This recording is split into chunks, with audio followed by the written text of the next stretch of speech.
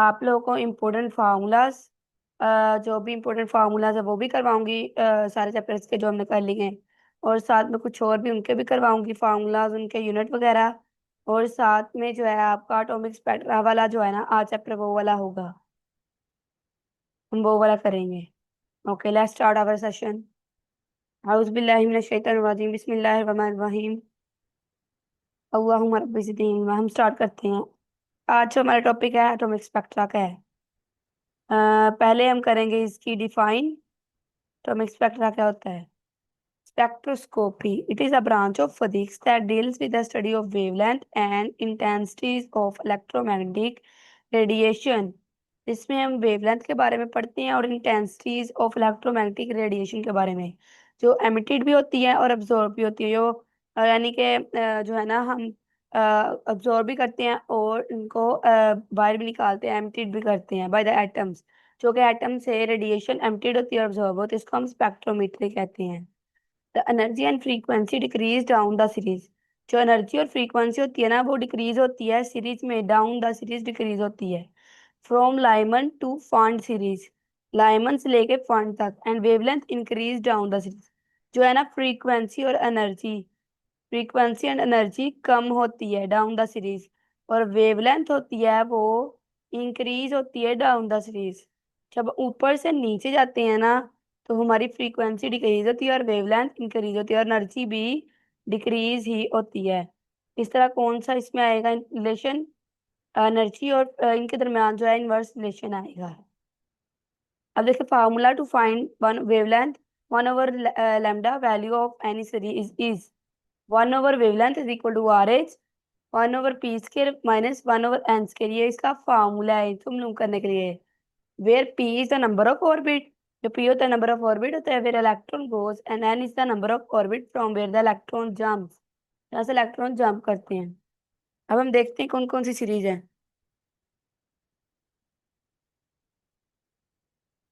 पहली है Lyman series, दूसरी Balmer series, then Paschen series, and then Brackett series, Pfund series, ये सारी लिखी हुई है।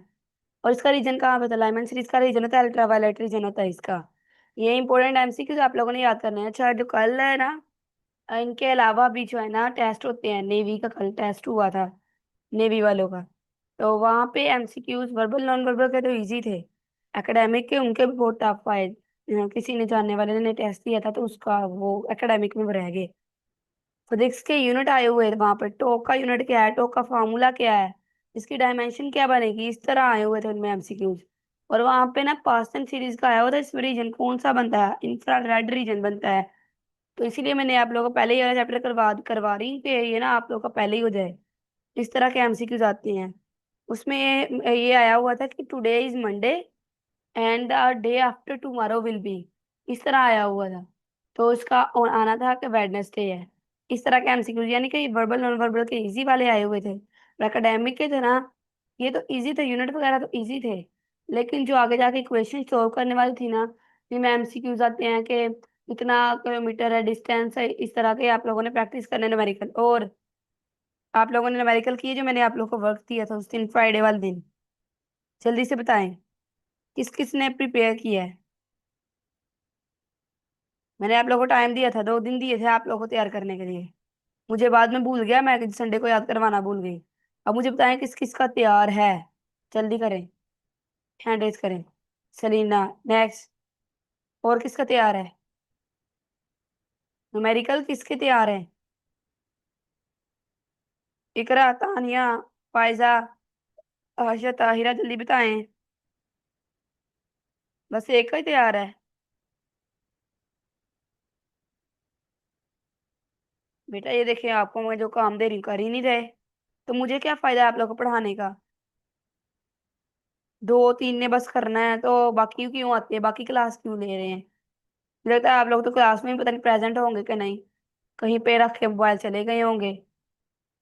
अब हो रहे हैं सबके हैंड राइट। ओके, अब ठीक है, जल्दी से कर दिया करें ना। मैं समझी आप लोगों ने तैयार ही नहीं किया। एमसीक्यूज में करवा के देख लूंगी, इसकी टेंशन ना लें। एमसीक्यूज में करवा के देखूंगी आप लोग का कितना तैयार है।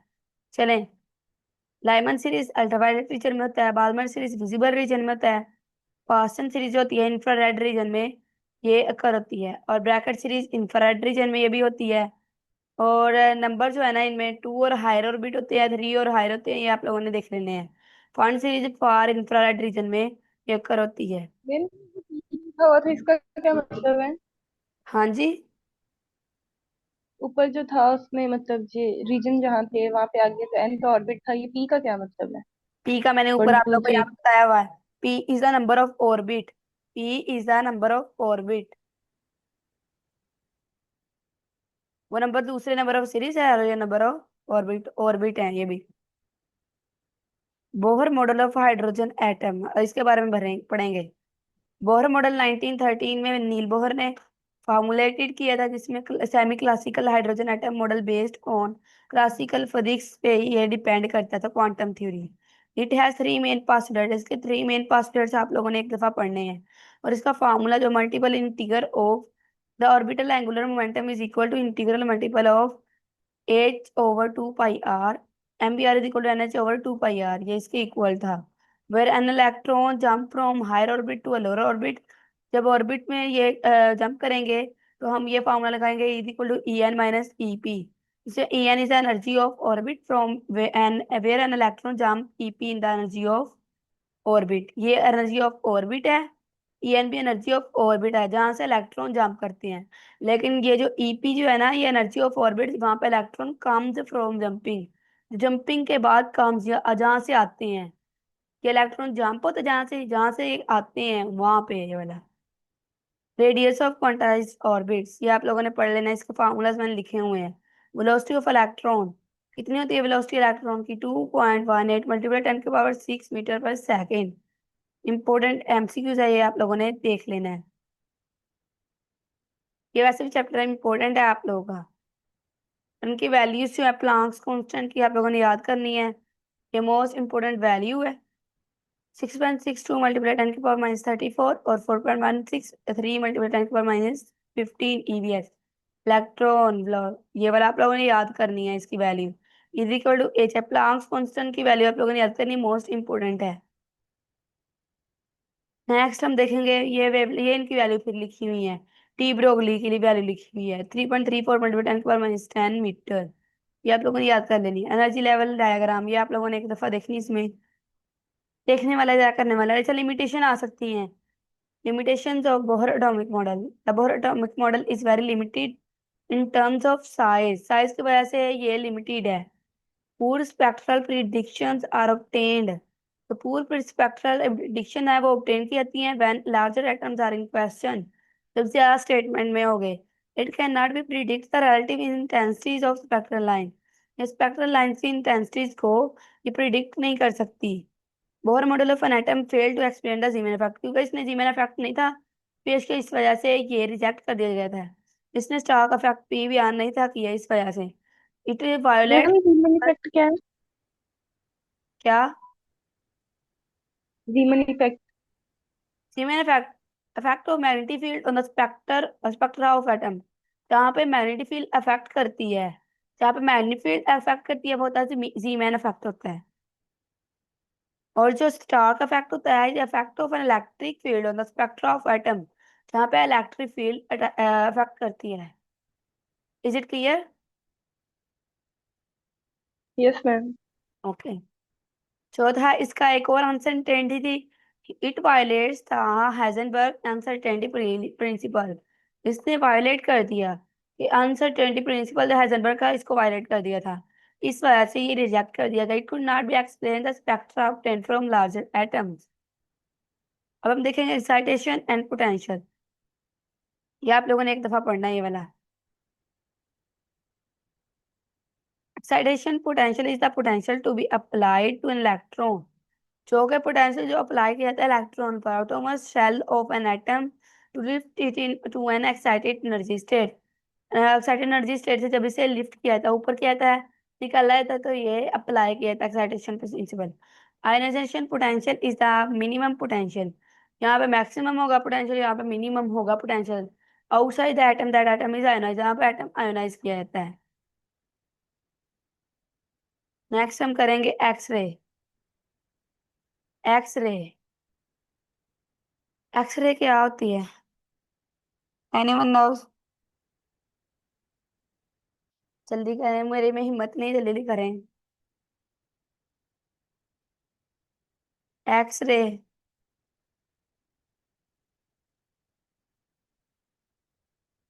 जो होती है ना transition of an inner electron, जहाँ पे इनर इलेक्ट्रॉन ट्रांजिशन होते हैं ना, ट्रांजिट होते हैं in heavy metals, result in emission of visible light, जो है वो एमिट होती है, उसकी वजह से एक्सरेज बनती हैं।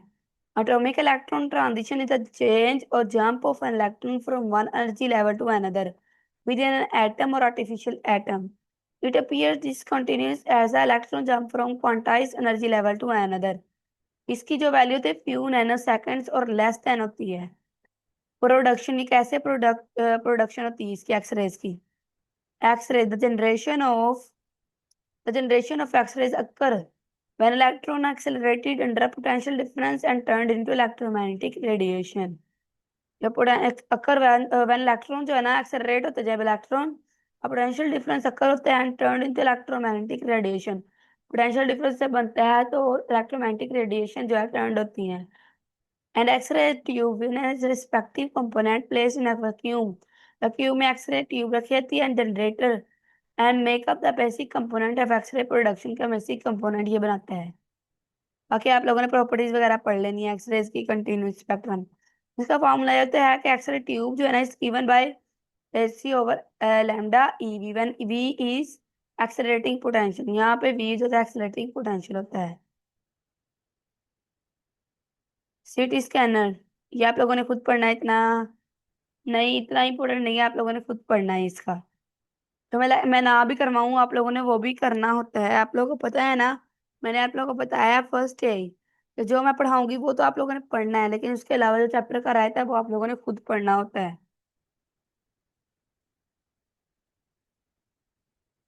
अब हम देखेंगे, सबसे पहले डिजिटल एनालॉग कन्वर्सन कन्वर्जन है वो यूज की जाती है। फिर जो है ना स्कैन, ये वाला कोई चीज है, ये वाली कोई चीज है, उसको स्कैन किया गया है, स्कैन किया गया है। जब स्कैनिंग डाटा जो हमें रिसीव हुआ है वो इमेज रिकंस्ट्रक्शन करता है, कंस्ट्रक्शन करता है वो इमेज की। एंड देन डिजिटल इमेज वो है हमें गेन होती है, हासिल होती है। देन डिजिटल एनालॉग कन्वर्जन होती है। फिर हमें अब पता चलता है कि स्कैन करके क्या जो है ना क्या क्या चीजें हमें हासिल हुई, क्या क्या जो है ना उसके अंदर आ रहा है, क्या प्रॉब्लम आ रही है। ये सीटी स्कैन का है। एंड इसमें इंटरनल जो है ना टिश्यूज वो उसकी स्टडी की जाती है, इंटरनल स्ट्रक्चर देखा जाता है, इंटरनल इमेज देखी जाती है। जैसे ब्रेन काम करते हैं, ब्रेन का ये वाला करते हैं। Laser, laser is the device that emits light through a process of optical amplification, the stimulated emission of electromagnetic radiation। Laser originated as an acronym for light amplification of stimulated emission। ये आप लोगों ने पढ़ने characteristics of laser, laser के जो character क्या होते हैं। When we separate the characteristics of laser beam into four major categories, सबसे पहली है superior monochromaticism, superior directivity, superior coherence, high output. यानी कि इसका ये करेक्टर है, प्रॉपर्टीज हैं इसकी, ये अच्छी तरह से इसमें जो है ना लेजर इम्प्लीकेशन हो सकती है, इम्प्लीकेशन। प्रिंसिपल है स्टिमुलेटेड इमिशन देता है, ये स्टिमुलेटेड पार्टिसिपेशन देता है, अब्जॉर्प्शन इसमें होती है, पॉपुलेशन इन्वर्जन होती है। पॉपुलेशन इन्वर्जन के हम डिफाइन पढ़ेंगे। If the number of atoms in the excited state are more than in the ground state then it's inversion. जो नंबर ऑफ एटम होते हैं एक्साइटेड स्टेट में अगर मोर देन हो ग्राउंड स्टेट से, तो ये इन्वर्जन जो होगी पॉपुलेशन इन्वर्जन होगी। Metastable state is a high energy state in which an atom can stay for longer time. Metastable state क्या है? ये हाई एनर्जी स्टेट होती है जहाँ पे एटम जो स्टे करते हैं लॉन्गर टाइम के लिए, और electron can take more time to deoxide, ये ज्यादा टाइम लेती है डीऑक्साइडेशन के लिए। स्पॉन्टेनियस और नॉर्मल पॉपुलेशन, स्पॉन्टेनियस के बारे में सबसे पहले हम देखेंगे।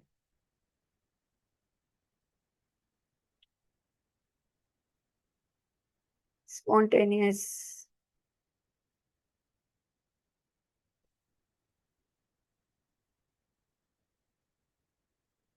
ये है इसकी दोनों है, आप लोगों ने याद करनी है, इसको अच्छे तरह से याद करना है। यहाँ रिमेम्बर दिस लिखा और रिमेम्बर दिस, आप लोगों ने इंपॉर्टेंट समझ के इसको याद करना है। Emission of an electron from an electron jump from higher energy. जो अन इलेक्ट्रॉन होते हैं एमिट होते हैं जब एक इलेक्ट्रॉन दूसरे ऑर्बिट में जंप करता है, इसके दौरान जो इलेक्ट्रॉन जो है वो जो एमिट होते हैं, तो ये lower state, higher energy state, lower energy state.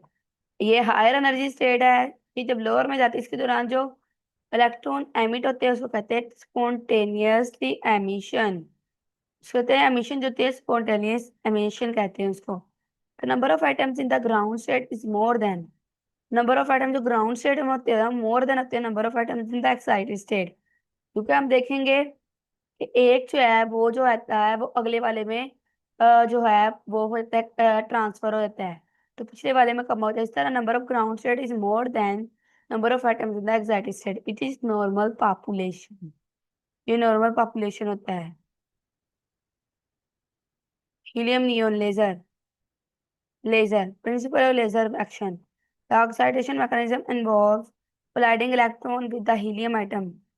Involve करते इलेक्ट्रॉन कोलाइड होते हैं हीलियम एटम के साथ to produce high helium at stable state. Helium at stable atom जो है ना प्रोड्यूस करते हैं, then transfer this energy to neon laser level. ये नियोन लेजर लेवल में ये कन्वर्ट होती है। वर्किंग प्रिंसिपल क्या है? Energy supply, we need to supply energy to gain medium. Helium neon laser we use high voltage DC as the pump source. इसमें ये high voltage DC level आप लोगों ने पढ़ लेना है।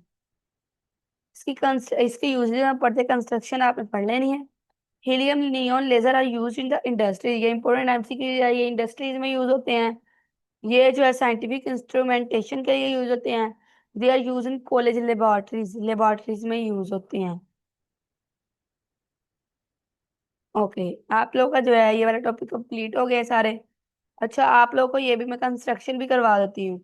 कंस्ट्रक्शन क्या है? The resonating system of the helium neon laser consist of, helium और नियोन लेजर कहाँ किस चीज पे कंसिस्ट होती है? के मिरर पर होती है consist, one fully reflector and other partial reflector पर। The fully silver mirror will completely reflect the light, whereas the partially silver mirror will reflect most part of the light but allows some part of light to produce laser beam। इसकी construction ये है, आप लोगों ने ये पढ़ लेनी है। ओके,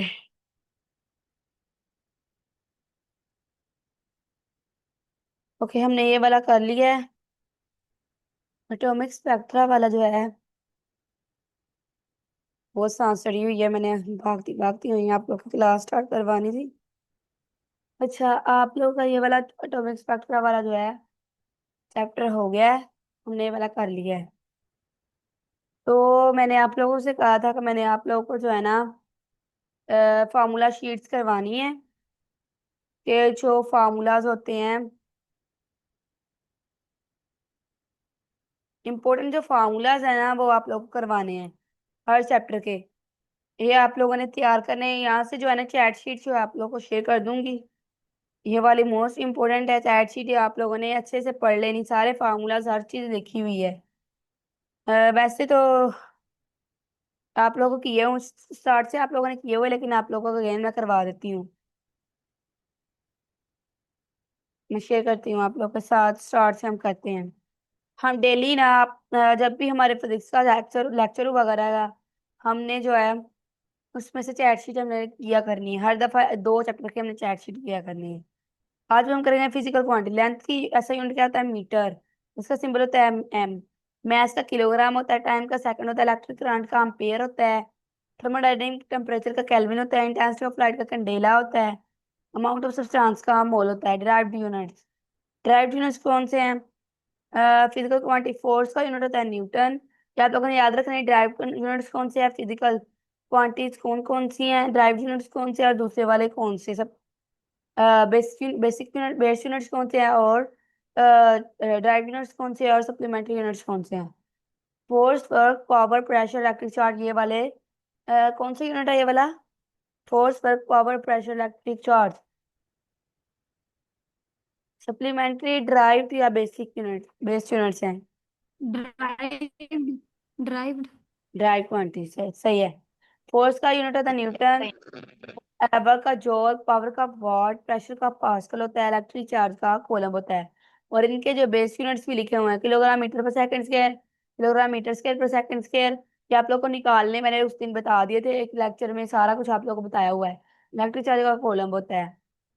सप्लीमेंट्री यूनिट टू है, प्लेन एंगल और सॉलिड एंगल। प्लेन एंगल जो होता है रेडियन इसका जैसा यूनिट होता है, स्टेरेडियन रेडियन होता है सॉलिड एंगल का। और रेडियन इसका सिंबल है, इसका स्टेरेडियन रेडियन इसका सिंबल है। और इसके जो है ये वाला बनाया हुआ आप लोगों ने देखना। फैक्टर्स अभी देखें, डेका, डेकी, सेंटी, मिली, माइक्रो, नैनो, पिको, फेम्टो, एटो। उनकी सारी वैल्यूज लिखी हुई, ऊपर को जाएंगे माइनस में आएगा, नीचे में जाएंगे तो प्लस में आएगा, बाकी जो रह जाए। किलो मेगा है, गीगा, टेरा पेटा, एक्सा आप लोगों ने याद करने हैं। और ये मोस्ट इंपोर्टेंट मैंने आप लोगों को ग्रुप में भी शेयर किया था। साइन की जीरो वैल्यू तो ये जीरो हो तो जीरो होता है, साइन जीरो हो तो जीरो होता है, 30 हो तो 1/2, 45 1/, ये वाली इनकी सारी वैल्यूज लिखी हुई हैं। ये आप लोगों ने ये याद करनी है। क्वांटिटी फार्मूला, वॉल्यूम का फार्मूला क्या है? L multiply B multiply H height. Speed का distance multiply time, distance over time, velocity speed over time, acceleration velocity over time. Percentage uncertainty यहाँ पर वैल्यू मल्टीप्लाई 100। लेंथ, लेंथ का unit dimension होती है L, mass की M, time का T होती है। वेक्टर एंड इक्विलिब्रियम, वेक्टर का जो है फार्मूला क्या होता है? ये चैप्टर हमने किए हुए हैं उन्हीं के करवा रही हूँ। इसके फार्मूला होता है ए, यूनिट वेक्टर का ए इक्वल टू ए ओवर ए। ये आप लोगों ने पढ़ लेनी सारे जो है, इनके कोऑर्डिनेट लिखे हुए हैं। फर्स्ट कोऑर्डिनेट जो होगा वो 0 से 90 तक होगा, उसकी value 90 to 180 second coordinate, 180 to 270 third, fourth का 360 तक। एक्विलिब्रियम, वर्क एंड टॉर्क, ये एक्विलिब्रियम प्रोवाइड करते हैं। और वर्क का फार्मूला है W equal to F T, torque का T equal to R F sine theta. और ये कल टेस्ट में, नेवी के टेस्ट में भी आया हुआ है, तो आप लोग इसका ध्यान से पढ़िएगा। ये इस तरह एक ऐसे टेस्ट होते हैं, डिफरेंट नहीं होते इतने ज्यादा। Condition of equilibrium, sum of all forces zero होती हैं, सम ऑफ ऑल टॉर्क भी जीरो होता है। मोशन एंड फोर्स, ये हमने अभी करना है, हम उसी में करेंगे। दो हमने चैप्टर कर लिए हैं, डेली हम 2 चैप्टर्स किया करेंगे। अच्छा, डेली हमने जो है ना 2 चैप्टर करने हैं। जो हमने आज किया वो हमने वो भी आज करेंगे, जो हमने आज कर लिया है। एटॉमिक स्पेक्ट्रा वाला chapter,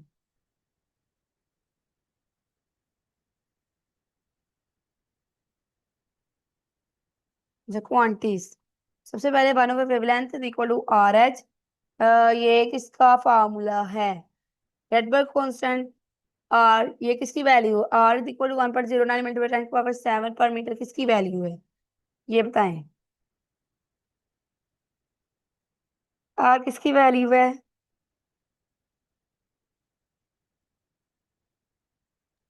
Rydberg, any other, other student? Ma'am Rydberg constant. मैंने पहले ही बता दिया था। हाँ जी, रेडबर्ग कांस्टेंट की ये वैल्यू है। अच्छा, एच इज इक्वल टू 6.63 × 10⁻34। ये इसका formula H F is equal to, ये सारे फार्मूला आप लोगों ने देखने, सारे फार्मूला पर प्लांक कांस्टेंट की ये वैल्यू। एंगस्ट्रॉम कितने बराबर होता है? 1 10 × 10⁻10⁻10 मीटर। और इसकी वैल्यू क्या है, इसका फार्मूला क्या है लिखा हुआ है इसमें, जस्ट यही इंपॉर्टेंट है, आप लोगों ने इसका ये पढ़ लेना है। आज आप लोगों की एक ही क्लास होगी, यही। इसमें आप लोगों को एटॉमिक स्पेक्ट्रा वाला करवाया है, ये वाला करवाया। आप लोगों का टेस्ट जो है इसी में से जो है आर्ट टेस्ट होगा। मिस हमारा से कहूंगी वो बना देंगे आर्ट टेस्ट। शाम को जो टेस्ट हो जाएगा आप सारा दिन ये पढ़ लीजिएगा। और आप लोगों ने एक काम करना है, मैं आप लोगों को एक जो है फॉर्म शेयर करूंगी सबके साथ। आप लोगों ने लिखना है आप लोग के जो है ना वीक पॉइंट्स क्या हैं, आप लोगों को जो है ना जो मुश्किल लगता है जो वाला टॉपिक, यानी जैसे ऑर्गेनिक होगी ये आपको टफ लगती है, किसी को फिजिक्स के न्यूमेरिकल्स या कुछ को टॉपिक है वो टफ लगता है, बायोलॉजी का टफ लगता है, इंग्लिश का कुछ टफ लगता है, वर्बल नॉन वर्बल के कुछ टॉपिक टफ लगते हैं। आप लोगों ने सबने बताना है उस फॉर्म में, हर एक ने अपनी राय देनी है। ठीक है ना, नेम भी अपना लिखना है, पॉइंट्स जितने भी आप लोगों को नहीं आ रहे आप लोगों ने वो राइट डाउन नोट डाउन करने हैं वहां पे राइट करने, टाइप कर देने, ठीक है ना। ये इसलिए आप लोग को बना रहे हैं क्योंकि मुझे पता चले कि आप लोगों को कौन सा नहीं आता, कौन सा आप लोगों को अभी जरूरत है किस चीज पे, तो मैं आप लोग को वही ज्यादा करवाऊंगी। ओके। ओके ठीक है। आज आप लोग की एक क्लास होगी क्योंकि मैंने आप लोगों के लिए कोई सरप्राइज है आप लोगों के लिए, वो मैंने उसके लिए प्रिपेयर करना है। और जो है कल जो संडे, परसों संडे था, कल क्या था, कल मंडे था, सही। और अनाउंसमेंट नहीं की हुई पोजीशन होल्डर की, वो भी पोजीशन होल्डर की भी अनाउंसमेंट कर दी जाएगी। कल मेरा टाइम नहीं था लगा, तो ओके आप लोग को जो है ना आज जो है ना फॉर्म आप लोगों के साथ शेयर कर दीजिएगा, आप लोगों ने अपने सारे वीक पॉइंट बता देने हैं। एक क्लास होगी आज। आप लोग को इसलिए बता रही हूँ कि आप बाद में डिस्कशन क्लास में ना करें, ताकि फिर वो ज्यादा मैसेज हो जाते हैं। ओके, हमारी आज क्लास एक होगी, यही जो है ना क्लास आप लोग की चैनल पे वो अपलोड हो जाएगी आज, आप वहां से ले सकते हैं सारे लेक्चर। ओके, अल्लाह हाफिज। अब क्लास का इशू तो नहीं है ना सबका, इस टाइम ठीक है ना क्लास, सारे लेक्चर हुआ करेंगे, आज जस्ट एक क्लास लेंगे। सलीना अब, यस मैम। ओके अब आपका यानी कोई इशू नहीं है, इस टाइम डेली क्लास होगी। ओके, अल्लाह हाफिज। अल्लाह हाफिज बेटा। अच्छा स्टूडेंट, हमारा ना टेस्ट जो मैं आज नहीं लूंगी, क्योंकि वो मैंने कहा था डेली लूंगी, लेकिन अगर आज मैं लेती हूँ तो एक तो सिलेबस बहुत कम है, और एक फिर आपके पास टाइम नहीं होगा इसको प्रिपेयर करने का, इसलिए आप लोग जो है ना इसको प्रिपेयर कर लें कल तक। तो फिर मैं कल ले लूंगी, बाकी जो जितनी हमने टाइप्स अभी तक कर ली हैं वर्बल की या नॉन वर्बल की, वो भी आप लोग उसको भी प्रिपेयर कर लीजिएगा, ठीक है। मैं हो सकता है उसमें से भी कोई एमसीक्यू डाल दूँ। तो कल इंशाल्लाह जो है ना, मैं कल आपको लेक्चर के बाद लिंक शेयर कर दूंगी, फिर आप लोग अपना टेस्ट अटेम्प्ट कर लेना। तो अच्छा मुझे ये बताएं कि मैं फिर कल टेस्ट बनाऊंगी या फिर जो आपने आज पढ़ा है और जो कल वाला आप लेक्चर लेंगे उन दोनों को मिला के टेस्ट बनाया जाए, बताएं जल्दी जल्दी।